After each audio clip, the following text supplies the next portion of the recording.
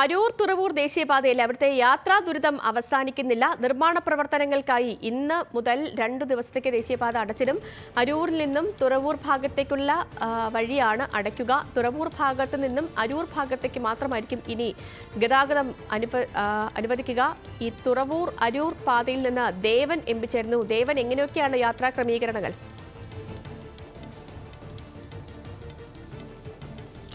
സേതുലക്ഷ്മി, തുടർച്ചയായി പരാതികൾ ഉയർന്ന സാഹചര്യത്തിലാണ് ഇന്നലെ കളക്ടറുടെ നേതൃത്വത്തിൽ ഒരു അടിയന്തര യോഗം ചേരുകയും ഗതാഗത നിയന്ത്രണം ഏർപ്പെടുത്തുന്നതിനുള്ള ഒരു തീരുമാനത്തിലേക്ക് എത്തുകയും ചെയ്തിരിക്കുന്നത്. അതുപ്രകാരം ഇപ്പോൾ തുറവൂരിൽ നിന്നും അരൂർ ഭാഗത്തേക്കുള്ള പടിഞ്ഞാറേ വശത്തെ റോഡാണ് ഇപ്പോൾ ഗതാഗത നിയന്ത്രണം ഏർപ്പെടുത്തിയിരിക്കുന്നത്. റോഡിൻ്റെ വശങ്ങളിൽ ബാരിക്കേഡുകൾ വെച്ചാണ് ഇപ്പോൾ ഗതാഗത നിയന്ത്രണം ഏർപ്പെടുത്തുന്നത്.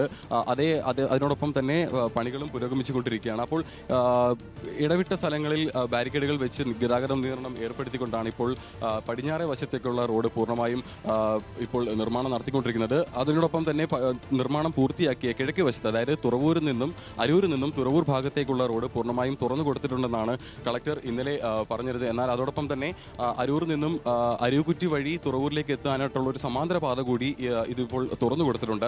ഈ അരൂർ തുറവൂർ ആകാശപാതയുടെ നിർമ്മാണം തുടങ്ങിയതിനു ശേഷം ഏകദേശം 2023 ഈ പാതയുടെ നിർമ്മാണം ആരംഭിക്കുന്നത്. ഇത് തുടങ്ങിയതിനു ശേഷം ഏകദേശം 36 ജീവനുകളാണ് ഈ ദേശീയപാതയിൽ ഈ നിർമ്മാണ പ്രവർത്തനങ്ങളുടെ ഭാഗമായി അപകടങ്ങളിൽപ്പെട്ട് നഷ്ടപ്പെട്ടത്. ഇതിനെ തുടർന്ന് ശക്തമായ പ്രതിഷേധം ഉണ്ടാവുകയും തുടർന്ന് ഹൈക്കോടതി ഈ വിഷയത്തിൽ ഇടപെടുകയും ഒരു അമിക്കസ് ക്യൂരിയെ വെച്ച് പഠനം നടത്താൻ നിർദ്ദേശിക്കുകയും ചെയ്തിരുന്നു. ഈ അമിക്കസ് ക്യൂരി നൽകിയ റിപ്പോർട്ടിലും കരാറുകാരനും അതോടൊപ്പം തന്നെ ദേശീയപാത അതോറിറ്റിക്കുമെതിരെ രൂക്ഷമായൊരു വിമർശനവും ഈ റിപ്പോർട്ടിൽ ഉണ്ടായിരുന്നു. ദേശീയപാത നിർമ്മാണം എല്ലായിടത്തും നടത്തുന്നതാണെന്നും ബദൽ സംവിധാനങ്ങൾ ഒരുക്കാതെയുള്ള നിർമ്മാണ പ്രവർത്തനങ്ങൾ ജനങ്ങളുടെ ജീവിതത്തിനും സുരക്ഷയ്ക്കും യാതൊരു വിലയും നൽകാതെയുള്ള പ്രവർത്തനമാണ് ഹൈവേ അതോറിറ്റി നടത്തുന്നത് ുള്ളൊരു വാദമൊക്കെ ഹൈക്കോടതിയിൽ നിന്നും നേരിട്ടിരുന്നു. അതോടൊപ്പം തന്നെ അമിക്കസ് ക്യൂരിയുടെ റിപ്പോർട്ടിൽ ഈ ദേശീയപാതയിൽ നടപ്പാതയില്ലാത്തതിൻ്റെ ഒരു കാരണം കൂടി ചൂണ്ടിക്കാട്ടുന്നുണ്ടായിരുന്നു. 3 മീറ്റർ വീതിയിൽ ഒരു നടപ്പാത ക്രമീകരിക്കണം എന്നുള്ളൊരു നിർദ്ദേശം കൂടി ഈ റിപ്പോർട്ടിൽ പറഞ്ഞിട്ടുണ്ടായിരുന്നു.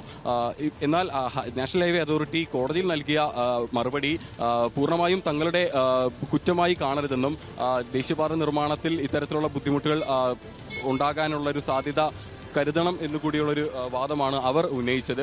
ഏതായാലും കഴിഞ്ഞൊരു 5-6 മാസമായി ഈ പ്രദേശത്തുള്ളവർ വലിയൊരു ദുരിതമാണ് അനുഭവിക്കുന്നത്. അപകടങ്ങളും തുടർക്കഥയാകുന്ന ഒരു സാഹചര്യം കൂടിയുണ്ട്. ചേട്ടാ, ഈ നിർമ്മാണ പ്രവർത്തനം തുടങ്ങിയതിനു ശേഷം ഇപ്പോൾ വളരെ ബുദ്ധിമുട്ടിലല്ലേ? വ്യാപാര സ്ഥാപനങ്ങൾ അടക്കം അടച്ചിടേണ്ട ഒരു സ്ഥിതി ഉണ്ടാകുന്നു. ഞാൻ തന്നെ ഒരു സ്ഥാപനം പൂട്ടിയിട്ട് ഒരാഴ്ചയേ ഉള്ളൂ. ഒരു സ്ഥാപനം പൂട്ടി, 4 ജോലിക്കാരും ഉണ്ടായിരുന്നു, അവർക്കും പണിയില്ലാണ്ടായി. ഒരു മനുഷ്യനിക്ക് ഇതിലെ പോയിട്ട് യാത്ര ചെയ്യാൻ പറ്റുന്നില്ല. ഒരു സ്കൂട്ടറിനോ അല്ലെങ്കിൽ ഒരു കാൽനട യാത്രക്കാരനോ യാത്ര ചെയ്യാൻ പറ്റില്ല. കഴിഞ്ഞ 1.5 വർഷമായിട്ട് കഴിഞ്ഞ 1.5 വർഷമായിട്ട് പൊടിയും ഈ ചെളിയും കൊണ്ടിട്ടാണ്. ആകെപ്പാടെ ശല്യം മാത്രമേ ഉള്ളൂ. ഇതുകൊണ്ടൊരു പ്രയോജനമൊന്നും പറയാൻ പറ്റില്ല. ഇത് കണ്ട പത്രത്തിനകത്ത് എഴുതിയിട്ടുണ്ട്, ഉയരപ്പാത കിഴക്കേ റോഡ് തുറന്നു എന്നും പറഞ്ഞുകൊണ്ട് എഴുതിയിട്ടുണ്ട്. എന്ത് ചെയ്യും ഞങ്ങൾ?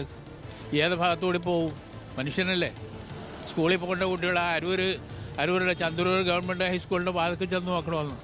ഒരു മനുഷ്യനിക്ക് ഇന്ന് യാത്ര ചെയ്യാൻ പറ്റുന്നില്ല. അങ്ങനത്തെ ഒരവസ്ഥയിലെത്തി. ഒരു തൊഴിലും ചെയ്യാൻ പറ്റുന്നില്ല. ഇവിടെയുള്ള ചായക്കടക്കാരും ഹോട്ടലുകളും എല്ലാം പൂട്ടിക്കൊണ്ടിരിക്കുകയാണ്. ഒരു ചായ കുടിക്കാൻ പോലും ഒരു മനുഷ്യൻ ഇവിടെ വരുന്നില്ല. അങ്ങനെ സേതുലക്ഷ്മി, ഇതാണ് ഇപ്പോൾ നാട്ടുകാർക്കും പറയാനുള്ളത്. നിർമ്മാണം തുടങ്ങിയതിന് ശേഷം ഈ മേഖലകളിൽ ഉണ്ടായിരുന്ന വ്യാപാര സ്ഥാപനങ്ങളെല്ലാം തന്നെ പൂർണ്ണമായും അടച്ചിടേണ്ട ഒരു സ്ഥിതി ഉണ്ടായി. കാരണം ഈ റോഡിൽ കൂടിയുള്ള ഗതാഗതം പല ആൾക്കാരും ഒഴിവാക്കിയും ഒപ്പം തന്നെ രൂക്ഷമായൊരു ഗതാഗതക്കുരുക്കാണ്. 1-2 മണിക്കൂറുകളൊക്കെയാണ് ഈ റോഡിൽ കൂടി സഞ്ചരിക്കാനായി ആളുകൾ എടുത്തുകൊണ്ടിരുന്നത്. ഇപ്പോൾ എന്തായാലും കളക്ടറുടെ നിർദ്ദേശപ്രകാരം ഇത്തരത്തിലൊരു ബദൽ മാർഗം ഒരുക്കിക്കൊണ്ടാണ് ഇപ്പോൾ ഈ ദേശീയപാതയുടെ നിർമ്മാണം പുരോഗമിച്ചുകൊണ്ടിരിക്കുന്നത്. ഇന്നും നാളെയുമായി നിർമ്മാണം പൂർത്തിയാക്കി, അവധി ദിവസങ്ങളായി ഇന്നും നാളെയുമായി നിർമ്മാണം പൂർത്തിയാക്കിക്കൊണ്ട് എത്രയും വേഗം തന്നെ ഈ യാത്രാ ദുരിതത്തിനുള്ള പരിഹാരം കാണാനുള്ള ശ്രമമാണ് ജില്ലാ ഭരണകൂടം ശ്രമിക്കുന്നത്. സേതുലക്ഷ്മി, ശരി ദേവൻ, എന്താണെങ്കിലും അരൂർ തുറവൂർ ദേശീയപാതയുടെ യാത്രാ ദുരിതം അവസാനിപ്പിക്കാനായി എന്താണെങ്കിലും 2 ദിവസം പാത അടച്ചിട്ട് മറ്റ് നടപടിക്രമങ്ങളുമായി മുന്നോട്ട് പോവുകയാണ്. ദേവൻ എംപിയാണ് വിവരങ്ങൾ നൽകിയത്.